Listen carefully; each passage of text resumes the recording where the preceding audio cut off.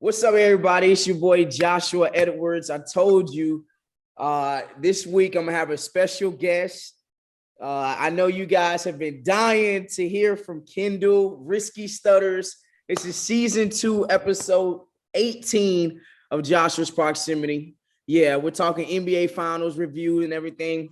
I'm gonna go ahead and let you introduce yourself, man. Go ahead, Kendall, and introduce yourself, man. Second time on, my name Kendall Bishop.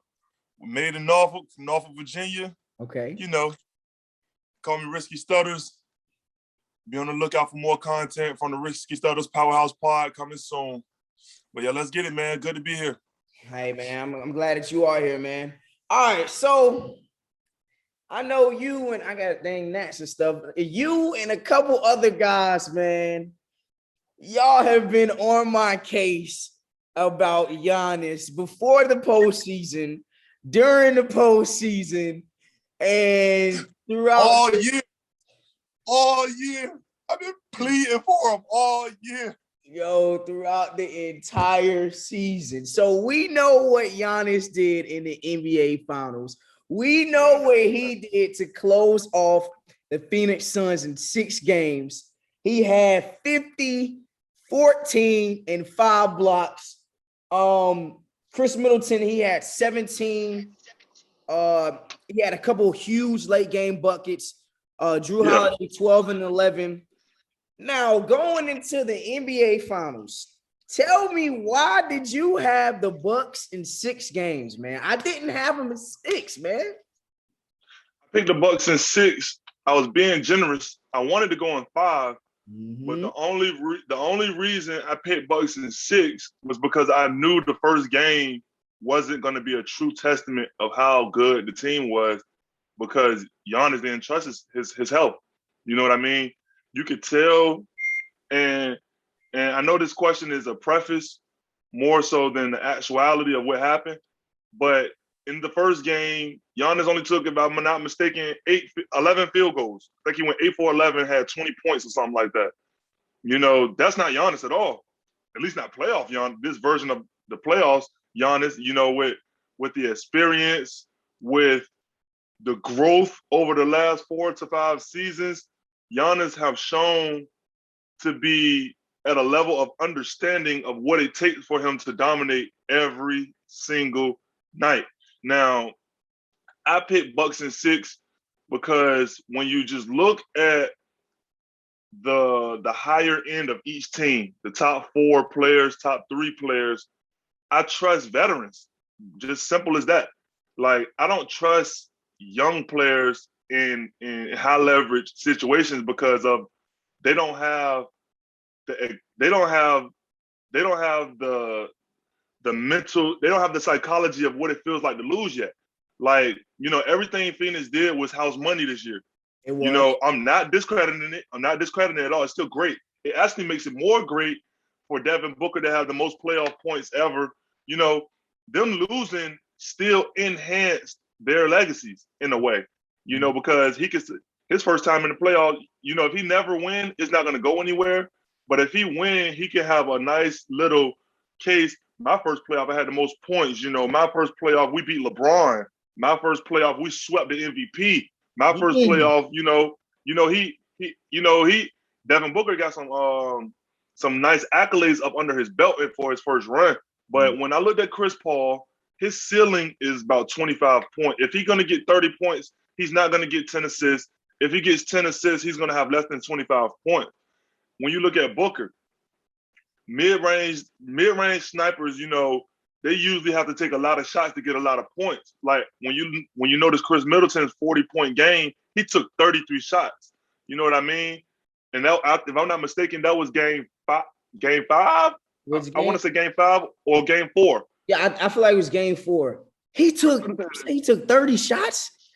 Yeah, but what that does is, for Chris Middleton's case, that's great because his 30 shots it leaves about 60 shots for the rest of the team. But he have Giannis shooting 80% from the paint and 65% from the field. So it counteracts that. When you have Booker taking 30 mid-range shots to get his 40 to 45, he don't have any paint presence in terms of his players around him that get enough layups to counteract the field goal percentage to keep their offense running at a high level. So Book's 40, Chris Paul's 20, and Ayton, to me, Ayton is not a piece like a Chris Middleton or like a Giannis, because of the simple fact that all of his plays come from the defense basically giving up, not allowing Chris Paul or Booker to get going. You know what I mean? So his plays are. Are you saying like Ayton isn't like I guess an all-star or No. Yeah, no. Okay. Ayton had the highest at one point in time this playoff. Ayton had the highest field goal percentage in playoff history. Yeah, but he was only averaging 15 points. Yeah. So what that tells me is he's just finishing plays, pick and roll, dunk. Clint Capella, man. Clint Capella. But great comparison. Mm-hmm. But my main thing with Ayton is he is more talented. He have the jump hook over the left, over the right shoulder. He have a nice arsenal of moves around the rim. I'm not taking away from his talent, but I'm talking about his role for the team. I don't think he consistently gets points. That's why when he got 12 and 6 last game, he got 12 and 6 last game because he's not featured. So it's not imminent that he gets his 20 and 12. Whereas on the Bucks side of things, Giannis is going to get 30 every night. Middleton is going to chase 20 every night. And Holiday is going to chase 20 every night at the expense of all of the role players who have committed to solely playing defense. Mm-hmm. They hold all of their role players committed to defense. And I don't know if I can say the same about the Suns in terms of being not only committed, but being good at what you're committing to. You can sacrifice your shots, but if you're an offensive player, you out there playing defense, Cam Johnson, I mean, you can show effort. You can do as much as you can, but it's only going to go but so far when you're not good at that. So that's what it was for me. Giannis was going to be an MVP every night. You're going to get a couple of nights where Middleton is an all-star, a couple of nights where Holiday is an all-star. I don't think Phoenix had that same high end. So that's just why I believe Bucks in 6. Giannis is just going to be too much, and he was. Yeah, now when I looked at it, Ayton, to me, the last game, he just didn't show no want to, man. He was getting beat by Connaughton on the rebound. He had more rebounds than him. And he came off the bench for the Bucks. He had more rebounds than your starting center. Crowder had more rebounds than Ayton. So to me, on that end, when he had 12 and 6, I felt like that 6, man, he just wasn't hustling enough. I don't know if it was because it was his first time in the NBA Finals, bright lights, like you talked about earlier, and it just got to him. I mean, even with Devin Booker, when he put up 10 points in, was it game 3? Like, was it game 3 or was it? Yeah, I think it was game 3 when he had 10 points, The lights is bright, man. Shoot, even Chris Paul, man. You saw those two late game, man, that turned the rock over. And I don't believe, man, me personally, I don't believe that Chris Paul is ever going to get that opportunity again unless he plays for the Lakers, unless he plays for somebody that is already a bona fide superstar. He's never getting this opportunity to go back into the NBA Finals. So, all right, so now that the season has finally capped off, I want to hear your top 5 players in order heading into the 2022 season. Who has the top spot? Starting with number 5. Let me go ahead and hear. All right, so this is actually kind of tough because there's a lot of ascension going on in the league, and there's a lot of declining going on in the league. And when you just look at the landscape of all of the young players, man, it's just so hard to leave somebody out. A lot of guys see people play great. And like I told you, it's a multiple year process for me. You don't go from, top 30, top 50, and then you have one bang out season and then boom, you're top 10. No, it don't happen that way. I can agree with that. All right. So you have players like Jason Tatum this year who established that they can be a focal point. Julius Randle, You have players like Nikola Jokic is stepping up his game from past years. MB getting better. Luka Doncic playing out of his mind in the playoffs versus the Clippers, almost beat them by himself. You got Kevin Durant on his return. James Harden still doing what he do before the hamstring. You know, I don't count injury unless you have injury that makes you miss a significant amount of time to where you can be passed. I don't think, you know, knick-knack injury, you know, you sprain your knee and miss 6 weeks, you don't lose your spot, man. Hyperextended knee, you know. Now, if you rupture your Achilles, like KD case, I'm not just saying this because, you know, I'm more so on the devil's advocate side of Kevin Durant. I'm saying this seriously because I seriously mean this. Kevin Durant missing, you know, playing only 40 games in the last 2 years, that severely hurt his case for him chasing the number 1 spot. He was the closest one. He was. And him missing that 2 years, it opened the door for players like Giannis to come in and swoop in dominant every one of those years. With that being said, I'm just yapping right now. Let me go ahead and get along with my list. At number 5, I have Stephen Curry. Stephen Curry. He's still holding on. He's still holding on. Why that low? He's still holding on. Why that low? No, I don't know. He's still top 5. I agree. But why at the 5th spot? I put Curry at the 5th spot because when you look at the overall tangible things he can do on the court, you know, they say most MVPs have 5 facets of their game. And I'm not saying Curry don't, but what I'm saying is the things that my other 4 players do, they're elite on both sides of the ball, whether if it's just stealing the ball, whether if it's just protecting the rim, whether if it's guarding 1 through 5, whether if it's you know, being a weak side help, whether if it's being a strong side help, whether if it's, you know, perimeter defense. These guys can sit in a chair for I'm not saying all these guys are Michael Jordan on the perimeter, but what I'm saying is they all have the ability to do it. Whereas Curry, he's just so overwhelming on offense compared to anybody else in the league in terms of his advanced stats because of how efficient he is. He's the polar opposite of Russell Westbrook.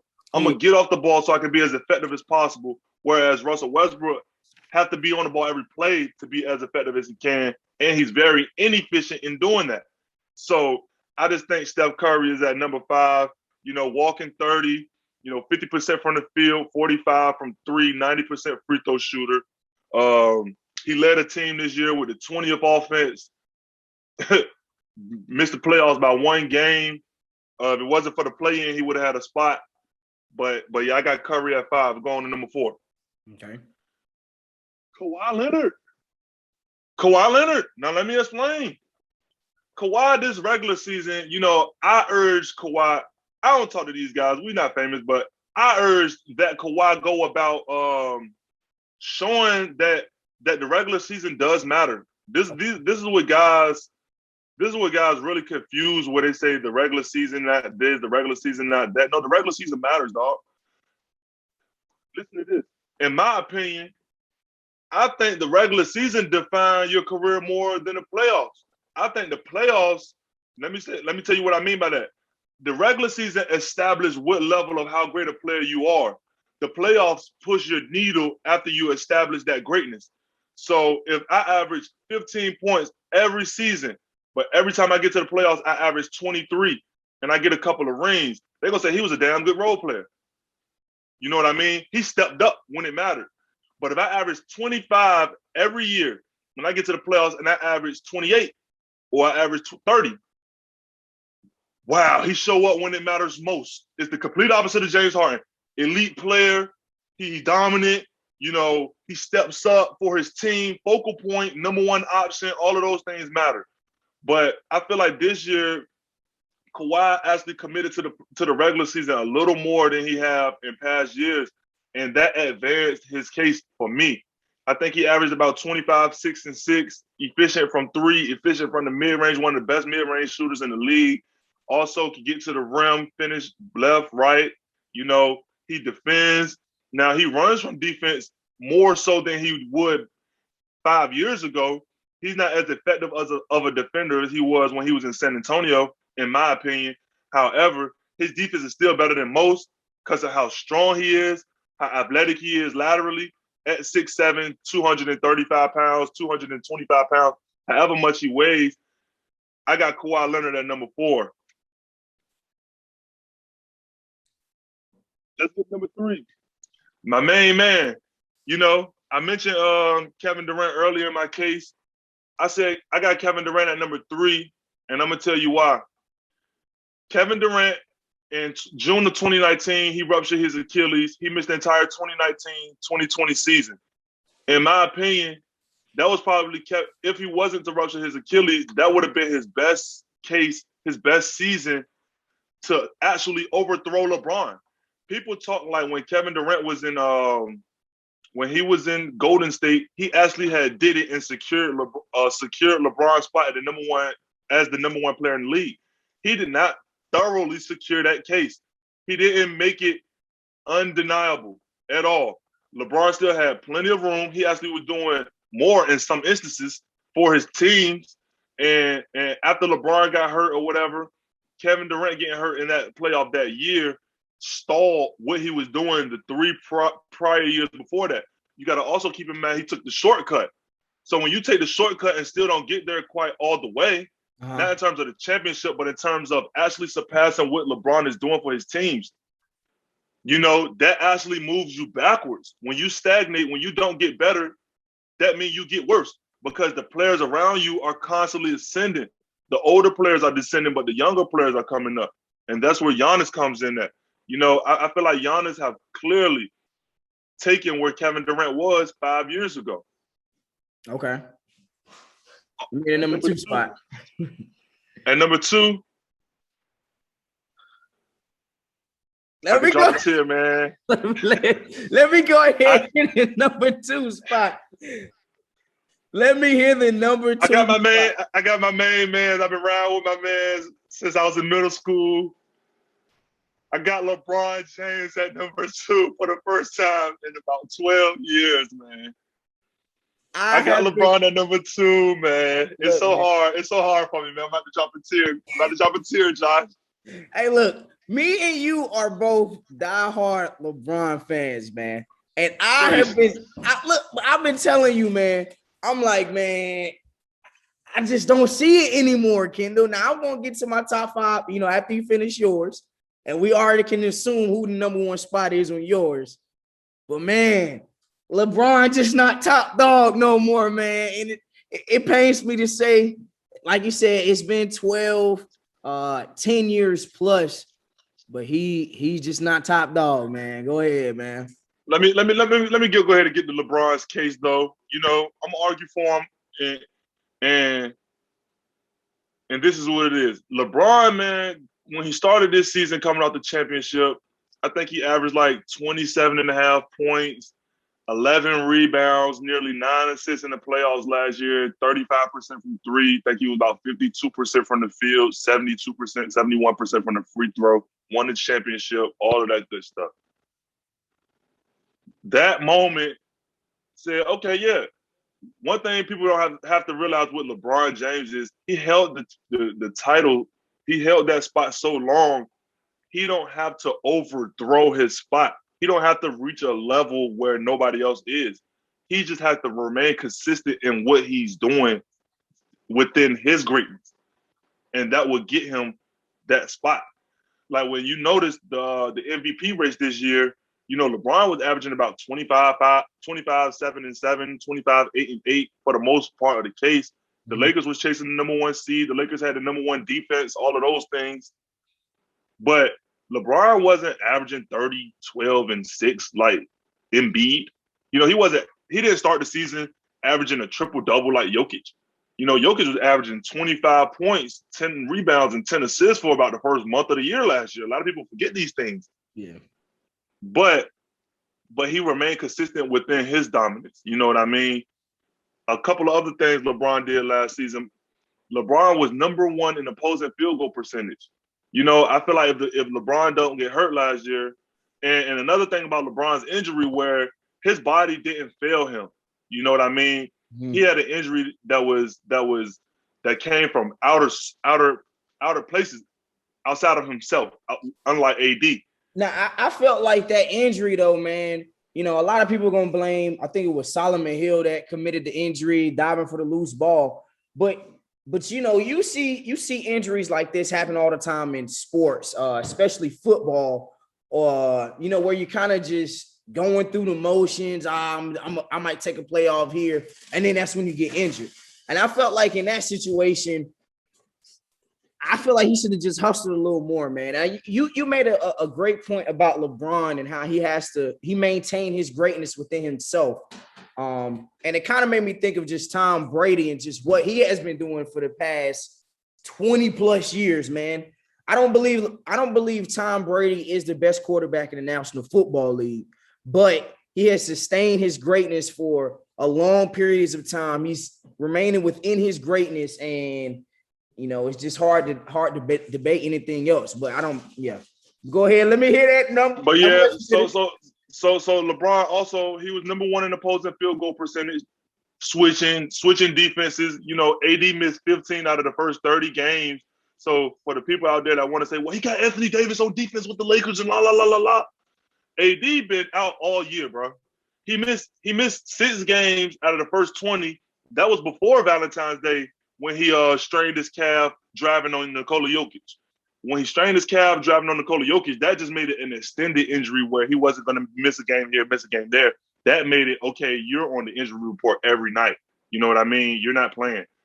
But LeBron still sustained the number one defense. He was the number one in defensive win shares. He was a more effective defender than Rudy Gobert.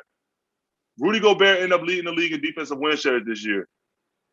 LeBron was leading the league in defensive win shares the day he got hurt. He was the 2 seed, number one in defensive win shares, number one in offensive opposing field goal percentage, averaging about 25, 7 and 7s, 25, 8 and 8, somewhere up in there. And this is that gear you was talking about. When on Valentine's Day, when they found out AD was hurt, LeBron went on about 3.5 week span before he got hurt, where his numbers, he went from averaging 24, 7 and 7. He went up to about 27, 9 and 8 over that 3-week span. And that's what uplifted his numbers to 25, 8 and 7 overall. You know what I mean? He showed that if the team need me to do a bit more here, a bit more there, that he can do it in an efficient way. And that's why I still have LeBron, you know, his leadership, you know, all of those things. I don't think we got a full version of LeBron in the playoff simply because his first game back was the play-in where he hit the game-winning 3 against Golden State. That was really his first game back to try to be in playoff shape. We know you take a month at 36 years old, you take a month off of cardio because your ankle out, you're not going to be right. LeBron, even in his prime, LeBron always have had to prime himself for the playoffs. He takes the last 2 months of the season to really gear it up. He take the first couple of months to get the team involved. He take the first couple months to allow the team to understand what we're trying to do, what we're trying to accomplish as a team on offense and on defense. And the longer you get throughout the year, the less the other teammates have the ball, the more LeBron controls every play because now you're playing with your mind. Your team know where to be. They know what's coming where, how, and all of those particular things. But, LeBron is, to me, I think LeBron going to come back this year rejuvenated, and he have a chance, you know, to prove himself again. But the chances are slim at 37 years old, you know what I mean? But he's been defying the odds for the last couple of years, so I trust my man. But to get to the number one spot. Before you get in the number one spot, now you made a point earlier. You said on that 3-week span, LeBron, you know, he increased his numbers, 27 points and stuff like that. Do you remember the record during that 3-week stretch? Wasn't it below 500 or right at 500 during that 3-week stretch when AD was out? Yes. Okay. And this happened before the injury too, right? Yeah. Okay. All right. I'm just making sure because I'm gonna make a little point, but I'm gonna let you go ahead.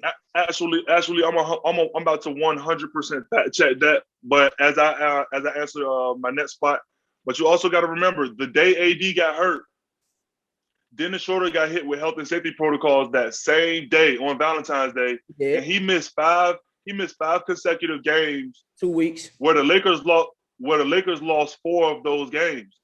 So, they kind of started off without their ball handler and AD at the same time for LeBron's by myself tour. You know what I mean? Mm-hmm. No excuse, more so a reason. But yeah, man. So I'm gonna get you the exact record from Valentine's Day, from that time I'm talking about. They won the first game, 1-4, 2-4, 3-4, 4-3-5, 4-5, 5-5, 6-5, 7-5. They're about 7-5.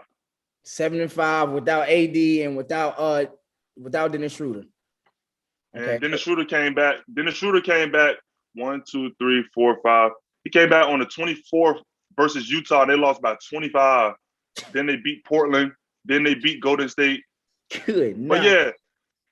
But one thing about it, you got to also remember their placement before AD went down. Even though they went 7-5, that was still good enough for them to go north. Mm-hmm. They were the number 2 seed. They climbed from the 3 to the 2 seed, and they were only 2.5 games behind Utah for the 1 seed. Yeah. So I think that was definitely reachable considering their next few games. This is their first 5 or 6 games without LeBron. Phoenix, probably an L. That's the tough. Pelicans, Philly, Cleveland, Orlando, Milwaukee, Sacramento, Toronto. That's a give or take. If you have LeBron James, you probably win 4 out of 5 of those games. Bottom line, those are lottery teams who haven't competed all year. Cleveland set down Drummond by this time. This March. Toronto has set down Lowry. That was in April. You know what I mean? It was free wins. You know what I mean? Where they beat Cleveland, they beat Orlando, they lost to Milwaukee, they lost to the Clippers at this time, they lost to Miami, a couple other teams. Whatever. We getting off track. Mm-hmm. But yeah, I feel like LeBron did enough this year to show that he haven't declined as a player. You know what I mean? However, my number 1 spot, man, I gave it to Giannis. I gave it to him because he checked every box, man, that I demand out of the number 1 player personally. I feel like, first of all, you have to start your campaign before it actually happens. That's first of all. Kawhi Leonard, when people would try to fast track Kawhi into the number 1 spot, he didn't put in the groundwork, and that's why it didn't last long. Kawhi's number 1 player reign lasted for all of 2 months. If not that, 2 weeks. You got to remember, LeBron wasn't in the playoff that year. Yeah. Kevin Durant put 50 on the Clippers after he said, "Do you know who I am?" Everybody said, "Oh, KD this, KD that." Soon as KD got hurt, the first game without KD in the league, Kawhi the best player in the league. Kawhi the best player in the league. 2 days ago, you just said it was KD. Yeah, no doubt. You know what I mean? And that's kind of how it went. But the reason why it didn't last long for Kawhi is because he didn't put in the groundwork. Now let me describe what Giannis have done in the last 5 seasons. Let me hit the groundwork. His first season, I'm gonna go back 6 years, which was 2015-16, and I'm gonna parallel it with KD. In 2015-16, Giannis averaged 17 points, 8 rebounds, 4 assists, 1.2 steals, and 1.4 blocks. He was not an all-star, but it was his first year where he established that he's on the way. He's getting better. All of those things, he was respectable. Mm-hmm. At that time, Kevin Durant was in Golden State established. Kevin Durant was in Golden State. He was in OKC established. He was dominating the Western Conference.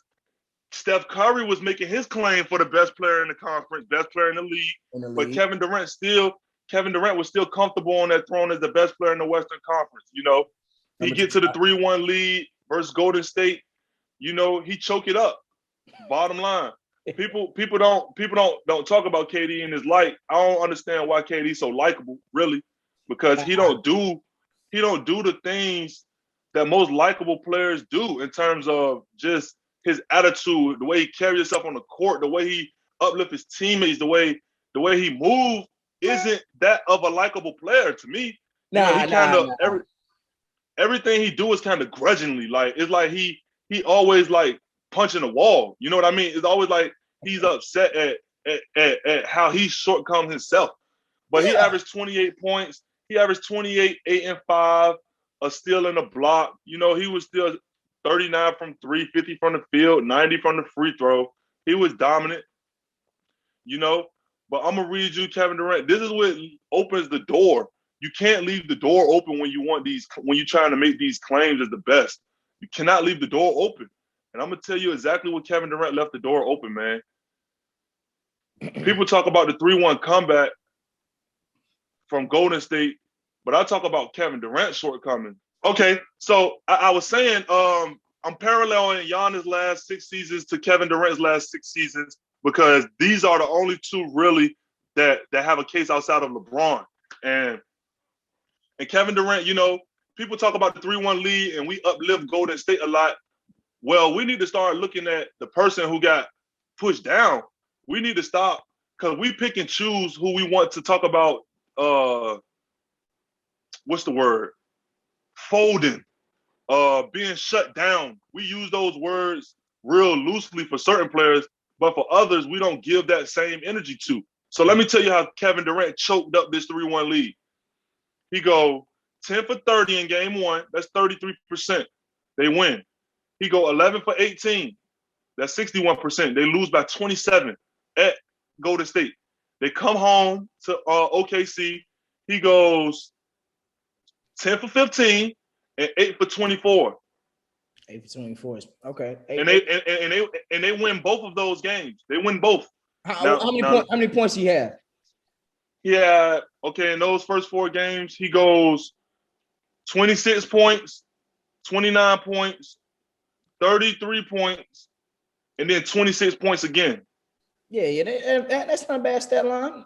10 and 15 is really efficient. So I got 10 and 15. Game. Great game. Mm-hmm. Great game. Game 4, he goes 26 points, 11 rebounds. They win by 24.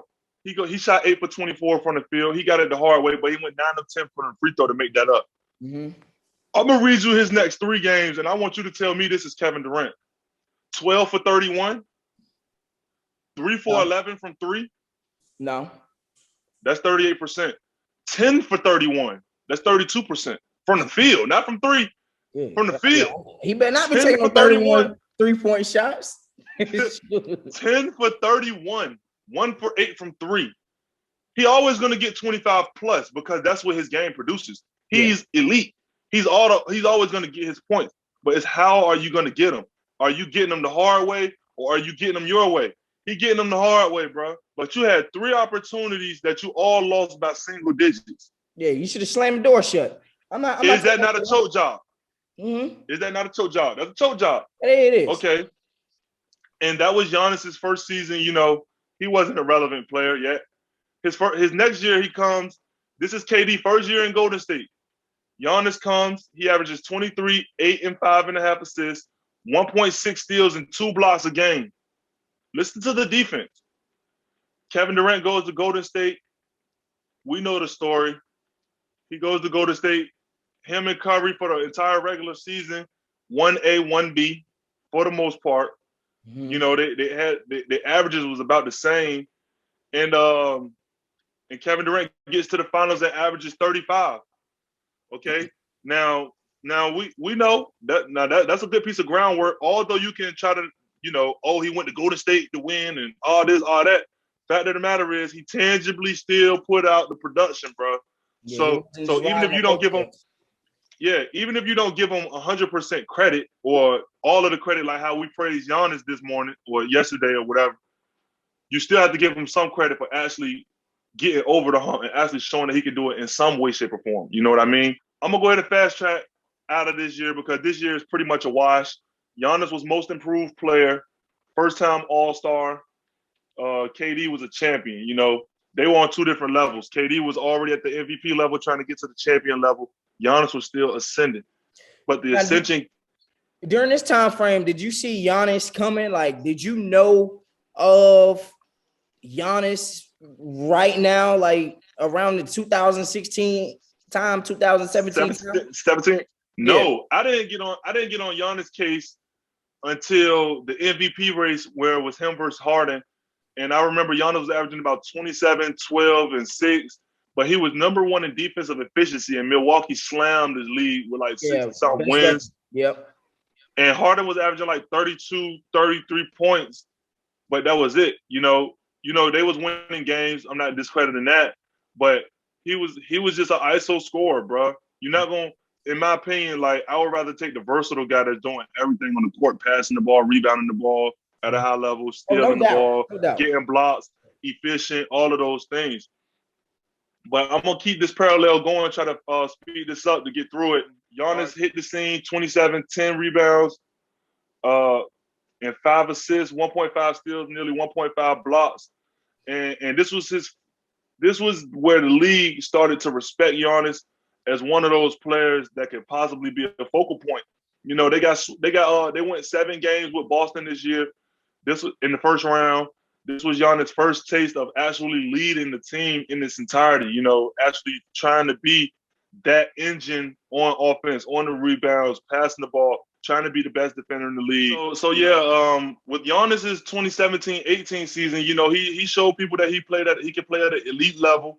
Usually to win MVP, unless you're a young player that the league is trying to promote, you usually have to put in a season beforehand of dominance, whereas the next season you come in, they give you credit for the dominance that you proved that you could have established as a player. Like Jokic, this is not the first year he's been dominant. This is not the first year he deserved awards. You know what I mean? Or award recognition, I would say. But this is the first year he actually got his due because, first of all, because of injury to other superstars and opened the door for him. And secondly, because he's shown for the last 3 years or so that he's a good player, a great player. All right, back to Giannis and KD. 2017-18, KD, he won his second championship with Golden State. Giannis is still exploding onto the scene. He had a 27 PER, which is about average MVP PER level. He pushed out 8 offensive win shares, nearly 4 defensive win shares. Giannis was showing that he was coming. Yeah. This is the year that made you believe if you didn't believe. Giannis came out and was the MVP of the league. And he led Milwaukee to a 60-win record.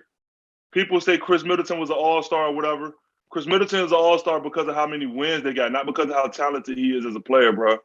I'm sorry. And that's just facts, bro. Chris Middleton got have all-star appearances because of how many wins the team have, not because of how dominant of a player he truly is. Because if he was a dominant player, when they was the 3rd seed this year, he still would have been one of the all-star selections. But he was not. You know why? Because his talent don't demand all-star 100%.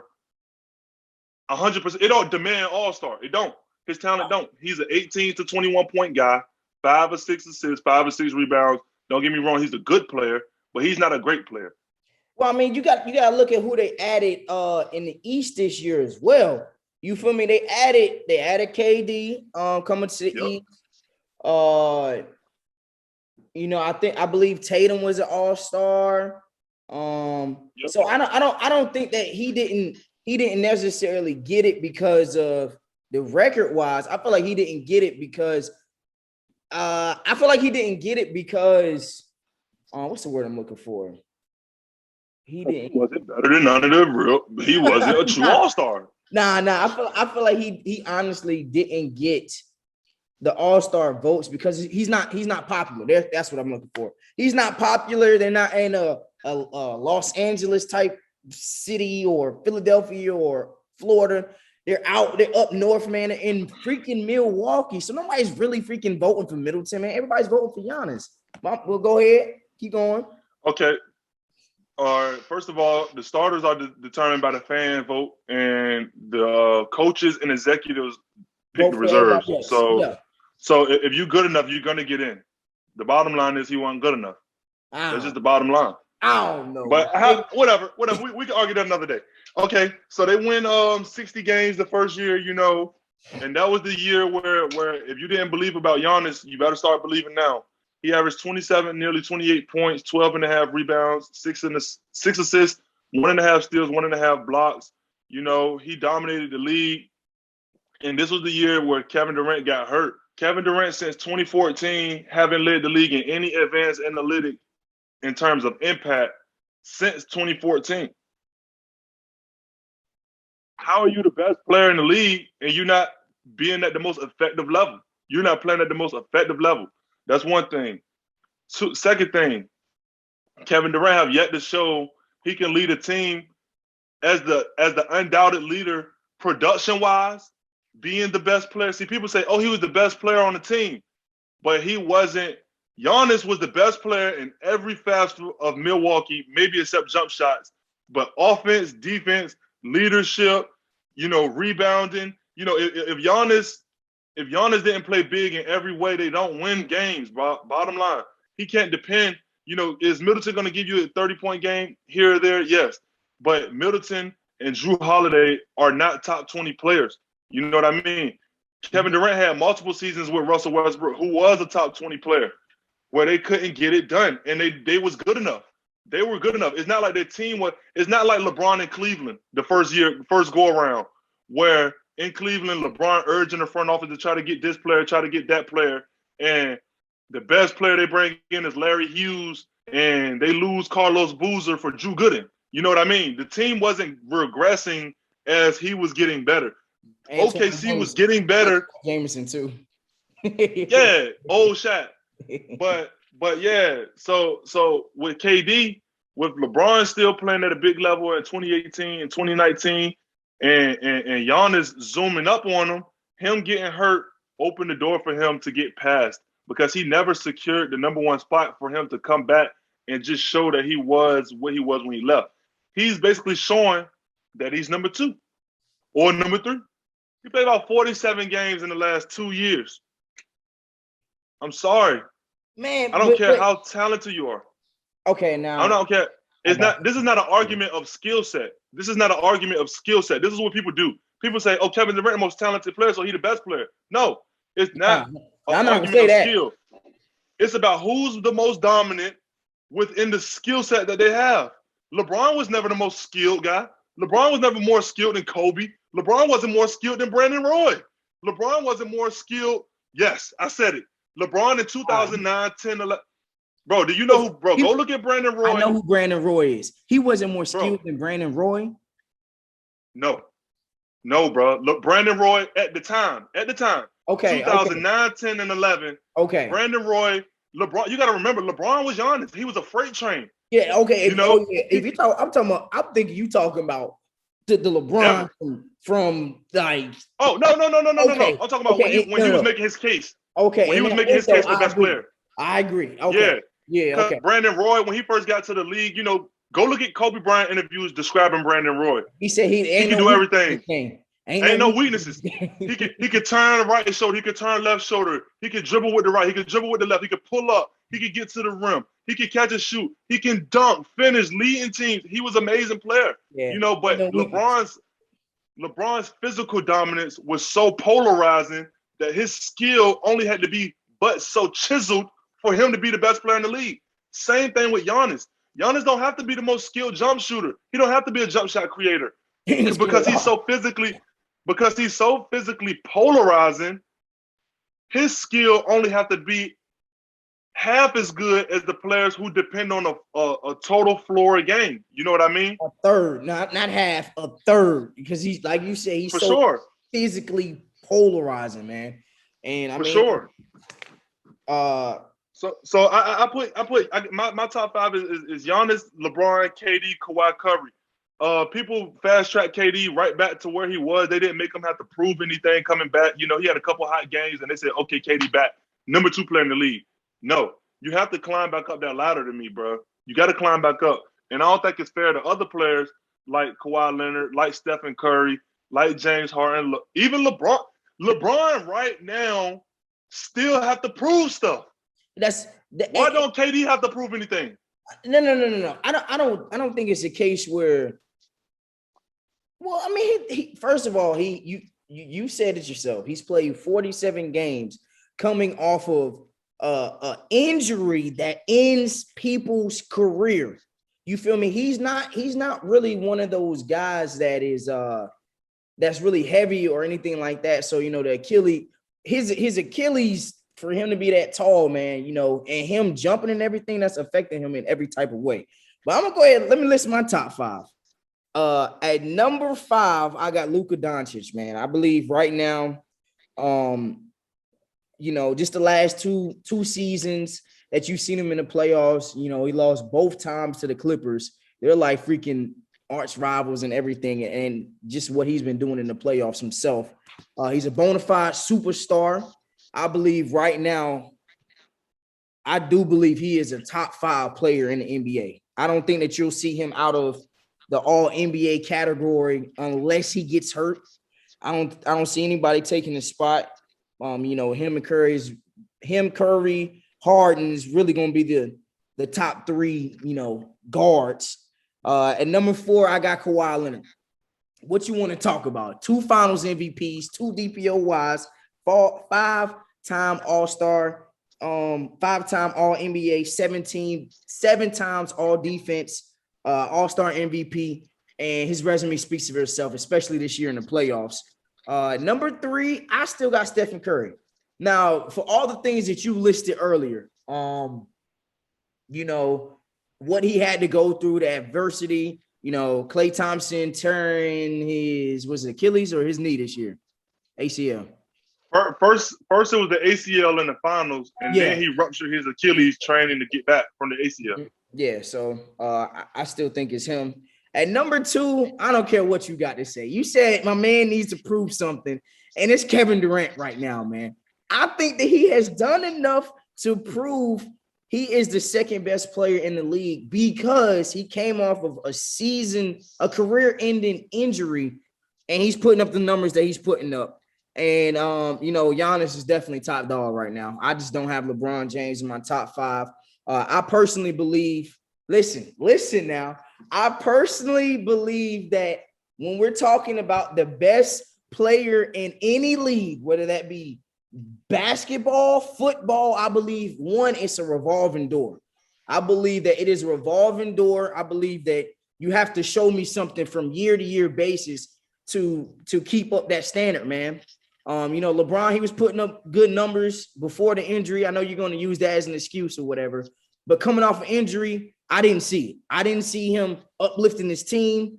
Even before the injury, while AD was hurt, it was 7-5. So that's really subpar. I mean, I just don't see him right now as a top 5 player in the NBA. Now, he, like you said, he has to prove something. This year, it's make or break. I mean, this year, you have him at number 2. He can drop as far as 4 on your poll, especially while having an ACL injury. KD coming back, if he puts up crazy numbers, LeBron can drop all the way to 4 on your list that I'm looking right now. But me, I got Giannis, LeBron, KD, Kawhi, Curry, and I got my next 5. I know you didn't ask for them, but I'm gonna just throw them out there. Harden, Luka, Embiid, Jokic. I just put those guys as honorable mentions just because they deserve at this point the right to have being mentioned as chasing the top 5. You know what I mean? Mm-hmm. Any given day, any given season, any given playoff series, these guys can break out, and because of what the groundwork that they've laid in the last 3, 4, 5, 6 seasons, they right there. They're right there. You said you had 80 in there? No. Luka, Harden, Embiid, and Jokic. Luka, Harden, Joker, Embiid, and Jokic. Okay, I think Luka, Harden, Embiid, and Jokic. Mine was Harden, AD, Joker, Embiid, and LeBron. LeBron was at 6th spot, so that rounds off my top 10. All right, man. So now I believe 2 things can be true, Kendall. I believe that you can be tall and strong. I believe that you can be short and fat. I believe that you can be black with waves. I believe Chris Paul is a great winner, but he's also a perennial loser, man. I mean, do you feel like this playoff run has affected CP3 legacy in any way? Let me give you a better phrase, because that phrase, anybody that heard that phrase will twist their face, because I kind of had to like think about it like, huh? He impacts winning. He does. He impacts winning. he impacts winning, but he is a perennial loser. You can't say he's a winning player that's a loser. He impacts winning. Okay, that's he impacts what winning. I meant. That's what but I meant. he's a perennial loser. Perennial loser. I get what you mean. Yeah. Perennial loser, man. Yeah, man. Go ahead. Feel bad for him. Well, now tell me what you think about this play. Okay, I mean, yeah, I'll tell you what I think about his playoff run. I mean, you look at it, Kendall, this was his best opportunity. AD's hurt, Murray's out, Kawhi's out. You had multiple games where Chris Middleton, if I'm not mistaken, the last game, he was shooting awful. Drew Holiday was shooting awful. Game 4. They was horrendous from the floor. And you couldn't close out that game. Or it was either game 4 or game 5 where they was just awful. And you couldn't get that game closed, man. He's never getting this opportunity again unless he plays with LeBron, unless he plays with Kawhi Leonard. He is never, ever getting this opportunity again, man. Like you said, he impacts winning, but he's a perennial loser, man. He's a perennial loser. I agree, man. Let me just say a couple words about CP, man. I respect Chris Paul as a point guard. I respect him as a leader. Yes. But it's hard. It's hard to be the best player on the floor as a point guard, bro. It's hard because he thinking about, being a leader, trying to play defense, passing the ball and things. But when the other team's best player is getting 40 nightly and you're the best player on your team and you can't match that, I mean, you're not even getting close. Bro. You're not even getting close, though. But his highest level was displayed in game 1. He never, ever, ever. He probably had one season in New Orleans where he was the runner-up for MVP. He averaged like 22 points, 11 and a half, nearly 12 assists. Runner-up for MVP, like I said, behind Kobe, and that was probably his best scoring season ever. But for the most part, Chris Paul going to be 18 to 23 points, 8 to 12 assists, a few rebounds here or there, hard-nosed defense, great leadership, intangibles that do impact winning for sure. But he can't be the best player. If he's the best player on your team, your ceiling is low. It's capped. Yeah. He needs somebody better than him. So, yeah, we're going to go ahead. Let's go ahead and talk. Let's switch it up just a little bit. Let's talk about Giannis Antetokounmpo and his resume. Now, me and my homeboy Kendall Dukes, we was talking about Giannis right now. He has an impeccable resume. And he was saying, you can't name me 3 players that's not LeBron James you can't name me 3 players outside of LeBron James with a better resume than Giannis Antetokounmpo. And obviously we know LeBron's is. I said Curry. I don't think that there's any debating with that. I believe I put KD, but that's kind of up for debate.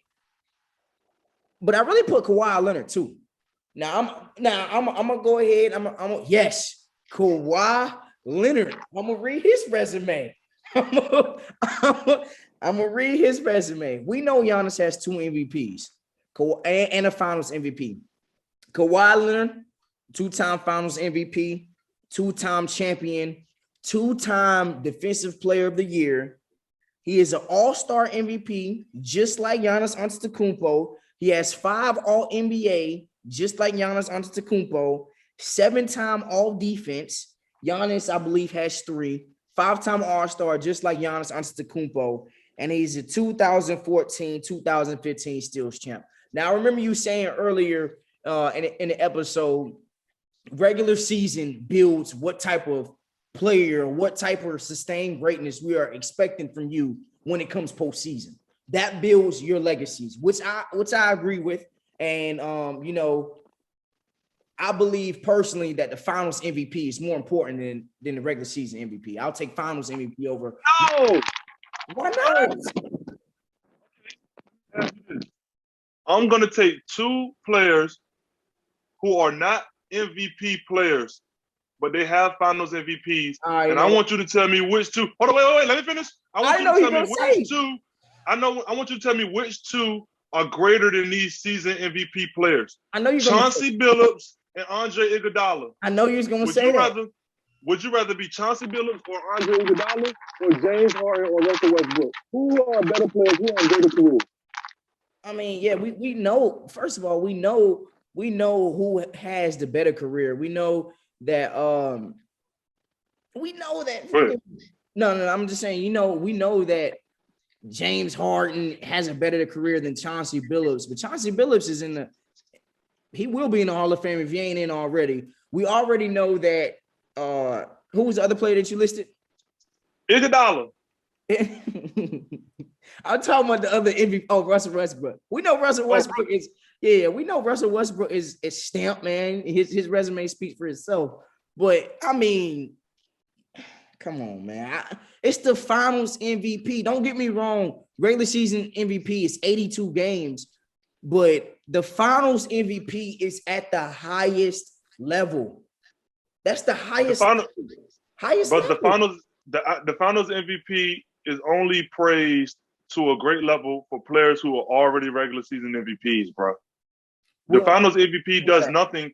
The Finals MVP nearly does nothing for players who aren't Hall of Fame caliber, bro. It's not more valuable than a regular season MVP. If you was in your 5th year, would you rather have a Finals MVP or a regular season MVP? Me personally, I would rather have the Giannis route where I was, most improved player, second team All NBA, second team defense, and then I went first team All NBA, first team defense, and then I go first team All NBA, first team All defense, and defensive player of the year. And then the next year I come in first team All NBA, first team All defense, and Finals MVP with no regular season MVP. I would rather have that route of Giannis, who grew from small to large. He got all of his awards kind of in ascending fashion, Imagine like a player like Jason Tatum, his role where he was with Boston, with Kyrie early in his career, first 4 years or whatever. Mm-hmm. If he gets to the finals and somehow wins MVP, yes. Will he be praised? Yes. Will he be ascending? Of course.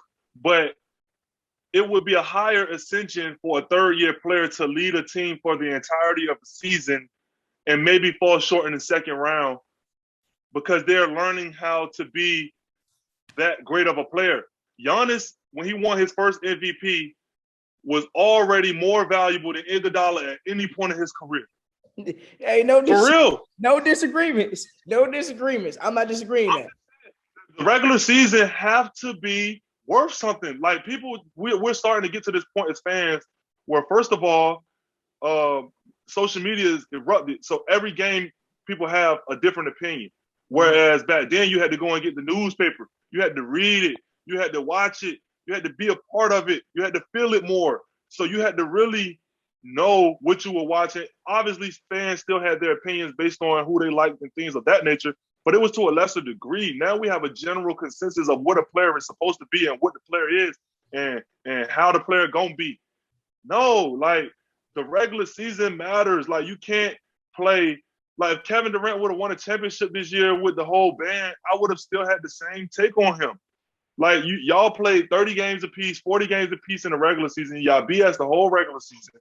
Nobody actually put their feet in the mud and put their head down with the squad and pull guys like Tyler Johnson, Nick Claxton, Blake, Bruce Brown. You gotta mix the pot up. And you got to make these guys feel a part of it. You can't just show up and be the best player on the court and think we're going to give you the same level of greatness that the players that actually, Michael Jordan wasn't everybody's best friend. Kobe wasn't everybody's best friend, but for sure, you knew day one, they were going to be at training camp at 6 a.m. They were going to leave last. In practice, they were going to push you every single day. I'm not saying Kevin Durant don't push players, but what I'm saying is Kevin Durant makes himself a piece. He leads and he put this image on where I'm gonna show up, I'm gonna do what I gotta do, I'm gonna show these guys what greatness looks like, and I'm gonna be good enough. Now let's put a great team around me, where I know. Now I'm not saying you can't put yourself in a better position to win. I'm not saying that because I respect players who do that. But my thing is when you put yourself in a position not to lose, when you put yourself in a position not to lose. On 2K, we can put, if it's overalls, if we put overalls beside all these players, Kyrie a 93, James Harden a 97, you a 99, Blake a 82, DeAndre Jordan a 78, you know, the whole team is good. Whereas you got LeBron, he a 99, and then Caldwell Pope a 75, 76, and then Kuzma 81 at max. You know, where you got LeBron 99, AD 97, or wherever you want to say, and then everybody else is pretty much 70s. KD makes sure there's 395 overalls on every team he attempts to win with, and that don't say a lot about your intangibles as a leader, you know. And it's harder to do it the way that I'm explaining. But Giannis just showed us that you can do it, bro. It can be done. Nah. The regular season has to count. Giannis this year showed up the last 3 years. He put his head down. Was he dominant as a player? Yes. But he pulled those guys. He allowed Chris Middleton to be the closer. Giannis came into the playoffs this year and tried to say, I'm still crafting my skill, building my legacy, building my game to where I can be the closer so we can win down the road. He said, nah, scratch that. I'm trying to win. It's the better option. He said, I'm trying to win. It's the better option. But you had to build Chris Middleton's confidence. As the best player, you got to build his confidence up to where he know he's good enough to do that. You know what I mean? And that's where the regular season has value, bro. That's the value in the regular season. People have to stop this thing where the regular season doesn't mean anything. And then you can get to the playoffs and play 10 good games, and we give you 1,000 career greatness, 1,000 career legacy of greatness. No, a 1,000 game career. Now, I'm not saying, you know, the regular season MVP doesn't hold any weight, because I still believe that it do. It's just like, man, like when it's game time, when it's literally win or go home, you know, you're showing up in the brightest and biggest moments. Like, we all know LeBron should have won MVP, like during that playoff run. He should have won it. Like, I think, if I'm not mistaken, I think it was Jerry West. He won Finals MVP when they lost. We know that he should have won it back in 2015. Like, come on, man, we're not dumbfounded to it. But I mean, you don't feel like there's not three guys with a better resume than Kawhi Leonard? I mean, not Kawhi Leonard, Giannis Antetokounmpo. Outside, I mean, we know LeBron. Outside of LeBron, I'll say this. This is where Giannis have had a 3-year stretch of all-time greatness that propelled him to be on track of what the greats are already at. So we try to do this thing where we like naming top players, and, you know, it's always a moving paradigm, especially like with you. It moves a lot, which I don't agree with. Like right now, Giannis winning the championship didn't blow him from like top 50 player to top 10 all time or top 20 all time or something like that. But what I'm saying, let me finish real quick. What I'm saying is, getting this finals and this finals MVP put him on track so we can now comfortably say, okay, by the time he's 32, barring injury, you know, first team All NBA, first team defense, Giannis don't have to win another chip. He don't have to win another MVP to be good, bro.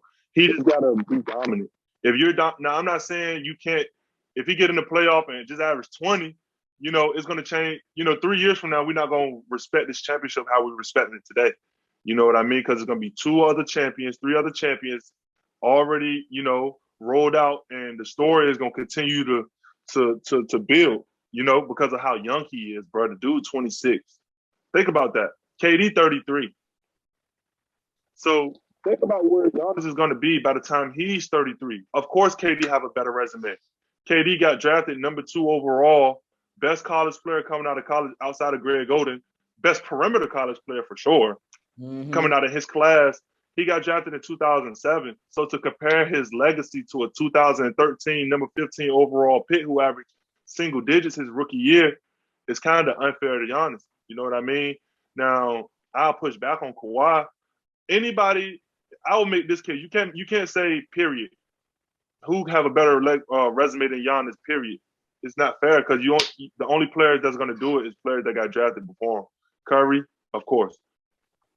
KD, of course.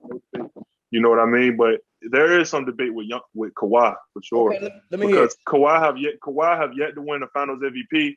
and Kawhi have yet to galvanize a troop that wasn't already groomed. Kawhi got 2 Finals MVP. Yeah. But what? Okay, the first one, he averaged 12 points during the regular season. Let's be real. He averaged 16 points in the finals, bro. Let's not about Chris Paul. He only had 2 turnovers the other day, but one of them came in the last 3 minutes of the game. Like, all turnovers aren't created equal. All awards aren't created equal. The story, okay, the value of the award may be imminent for your resume in terms of trying to get in the Hall of Fame, trying to be this level of player. But we know the story. We know the award, but we also know the story. He got drafted to a 50-win team, a 50-60-win San Antonio team with a 10-year groundwork of establishing how to play, win, lead, all of those things. Everything was laid for him when he got there. Leadership in Tony Parker, Tim Duncan, Greg Pop, system, all of those things. So all he did was play well within a role. He didn't lead the team. So that's the first Finals MVP. The second Finals MVP, we give him a lot more credit. He averaged 31 points through the entirety of the playoff run. But like I said with Kevin Durant, that team was already set in terms of leadership in Kyle Lowry, in terms of system, in terms of grooming Norman Powell into a better player to come off the bench, grooming Pascal Siakam through the G League as the G League MVP and coming in and being a 17-point per game. Yeah, he was a G League MVP. I know that. Trading for Marc Gasol in the middle of the season when Marc was still worth something. Mm-hmm. Who else did they trade for that year? They traded for Marc Gasol and they had another. You already said Powell, right? No, they didn't have Powell. Toronto. I'm trying to think. 2019, they traded for Marc Gasol. They traded for Kawhi. They had Serge Ibaka, Norman Powell, Pascal Siakam. They had all that. Oh, Danny Green he came along with the trade with Kawhi. That's what it was. Yep. Yeah, Danny Green. So Danny Green. But what I'm saying with Toronto is everything was established. He just had to come in and be a good player. That's how he came in and was able to be on a low management schedule where he missed 22 ill-advised games, where Toronto went 17-5 in those games, bro. They were a good team. They were the best Eastern Conference team as a team. Now, when they got to the playoffs, they ran into LeBron, where LeBron gonna control the pace. Every year. He's gonna change how you play. So when you get to that moment, it's kind of hard to beat him at his game. You know what I mean? But what I'm saying about Kawhi is he didn't grow. I would rather have Giannis's resume at 26 right now than have Kawhi's at 30, because Giannis literally grew into a dominant player, bro.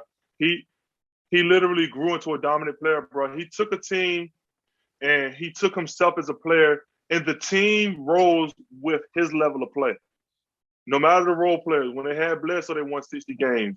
When they still was playing with John Henson, that was before bringing in Brook Lopez too, and all those type guys. Brogdon they had Robin Lopez, yeah, Bobby Porter. They changed the role players around him for the last 4 or 5 years. Malcolm Brogdon, big piece. But from 2016-17, he was second team all defense, second team all NBA. The next year he was second team all NBA. The next year, every year since 2018-19, he's been first team all NBA and first team defense. The team rose, it grew with his level, bro. So with that being said, bro, he have 2 defensive player of the years compared to Giannis's 1, but the 2 MVPs plus 1 Finals MVP as the sole leader of a group that he galvanized. And let me also say this: the #1 PER season of all time. That is hard to do. Nah, he's PPR Prince, man. Like, word to Skip Bayless. He's the PPR Prince, man. PER. PER. Player efficiency rating. Yeah, PER. But if you make this argument, how many resumes can you find after 2010 that's better than Giannis? After 2010? Yes. 2000 drafted into the NBA 2010 up until now. I thought you meant. Come on, you're not going to find anybody outside of it's even in his ballpark. 26 and under with a better damn I'll say 28 and under. You're not gonna find a better resume than his right now. And at 30 and younger, 30 and younger, you're not gonna find a better resume than his right now. I know that you said this championship didn't move him from 50th or top 75 to top 10 players. But I do believe he's a top 50 player of all time right now. And I think this championship did it for him. That's what put him into the all-time conversation. You get what I'm saying? That's what it did. Right. It did. You got some players that's gonna say he passed KD now. Well, can we get to the guys? Can we get to the 30 guys that's before KD? This is what guys do. They put themselves beside a name so much that you skip past everybody. Like Devin Booker automatically go to Kobe. Now his level of trying to equal to Kobe. Like, can we talk about Brandon Roy? Can we talk about Clyde Drexler? Can we talk about shooting guards that's under that? That's what I was saying when I'm telling people, let's just pump the brakes. He is not in the same, ballpark realm of Kobe Bryant. Let's just pump the brakes. He still has to win. He still has to get his ring. He has to have an MVP regular season, a finals MVP. Let's just pump the brake, man. But yeah, I totally agree. You're not gonna find anybody under 30 with a better resume. We already knew Stephen Curry, LeBron James, and really KD was stamped. You feel me? You gotta also remember this about Giannis. A lot of people don't talk about this about Giannis, but I'm about to start putting this into the air a lot more. Bro, Giannis, he got drafted as if he came straight out of high school, if I'm not mistaken. He was 18 years old when he got drafted. Do you know what advantage that sets for him, bro? LeBron got drafted at 18. Look at how many numbers LeBron was able to accumulate playing winning basketball. It's not just about the numbers that LeBron have, 35,000 points, 9,300 assists, 9,500 rebounds, whatever. It's not just about the raw number, bro. It's about the fact that he's accumulating them playing 60-win regular season basketball, getting to the conference finals nearly every year, getting to the finals 10 times. He's doing it in the winning way, bro. And that's what you was going back to say about Chris Paul, where, we're not going to kill Chris Paul entirely. He's not an ultimate loser. He's not just padding stats on the lottery team. He do impact winning, but his level, it's just levels to this. It's just levels to this winning. He's in the middle level. He's that coach. You got a coach that can set a culture, and then you got that coach that can take you over. Yeah. He's that coach. He's that coach that's going to take you from the lottery. He's going to take you from the lottery to contention. Now you need to go get a coach that's going to take you to the championship. He was Martin Jackson, and then Steve Kerr take him to the. You feel me? Exactly. So LeBron numbers and Giannis's numbers. I think Giannis is going to be competing 50 to 60 wins for the next 5 years. No doubt. All stars every year. First team All NBA, first team defense. That's what he might even get another MVP. It wouldn't surprise me, but like you were saying, he's not coming off that first team All NBA. He's not coming off a first team All NBA unless he gets hurt. He's probably not going to come off a first team on defense unless he gets hurt. Like you said, man, he's going to be competing for the All-Star 55 plus wins for the next 5 seasons. And he's stamped, man. He's forever stamped, man. This win did it all for him, man. He's the most accomplished 26-year-old to ever walk through the league. And there's only one resume, in my opinion, maybe 2 resumes that comes close to his level of achievement, and when I make these comments, I'm going post-merger. I'm talking after 1976-77 season where they merged the ABA and the NBA, because you could throw Wilt in there, you could throw Bill Russell in there, Oscar Robertson, a couple other guys. But up until 26 years old, you got Kareem Abdul-Jabbar. He got drafted in 69. His first 3 years, he won a couple of championships. He won a championship. Got to a couple of finals. Got an MVP. He won 6 in his career. Crazy, God. But you got Kareem and Magic, bro. Magic. He won it all at 19 years old, if I'm not mistaken. 20. He was 40. He was 20, but he was a rookie. Yeah. But one thing that stars Magic was he played with he had Hall of Fame players, 2 Hall of Fame players on the team he got drafted to, along with 2 All-Star level players in Norm Nixon and Michael Cooper was an first team perennial all-time defender. So you got those guys. Giannis haven't played with any Hall of Fame level players, bro. And that's just the fact of the matter. The closest thing to a Hall of Famer Giannis has played with is Brook Lopez. And that says a lot, bro. Yeah. I mean, Chris Middleton probably caught up to where Brook was. Yeah. You know, Brook was kind of ahead because of how long he been in the league. You know, he led Brooklyn when they made the playoffs with Paul Pierce and stuff like that. Yeah. So you got to give him credit for that. But, you know, Chris Middleton and Brook Lopez probably like the same. They've shown that they're good players, but they're not Hall of Fame players. You know what I mean? They're just good players for the generation. But, you know, Magic and Kareem probably the only 2 26-year-olds that were more accomplished in the NBA, for sure. That's the only 2. I don't got no disagreements, man. You got any closing remarks on season 2, episode 18 in Joshua's Proximity? No, just good to be back, man. You know, with the draft about a week away, less than a week away, if I'm not mistaken. Got the draft coming up. You got free agency coming the following week after that. So, you know, basketball gonna get going and going and going. You know, I hope to talk to you again. Definitely. After we see the draft day trades, we see Detroit draft Cade Cunningham. You know, we're gonna see. I think Golden State gonna move those lottery picks to try to get another veteran. But it's a lot that's about to shake in the league. You know, you got Kawhi with a decision. Chris Paul can go to LA. You got to remember his wife live in LA. His kids live in LA. You know, he can go to the Lakers and, you know, take that money that they were gonna give Dennis Schroeder. Do he want 2 years, $50 million? Will he take that deal? Probably not. You probably gonna have to give him 3 years. But if I was the Lakers, I'd give him 3 years, $75 million, bro. Got to. I would. I would. But yeah, it's a lot of things that can happen in the next 2 weeks in the league. That's one thing I like about the NBA. You know, I know you're a football guy. I'm a Colts guy. I'm not really an NFL guy. I was just about to ask you, man.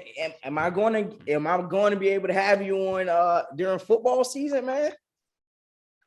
I might slide and make an appearance. You know, if the Colts have a big week.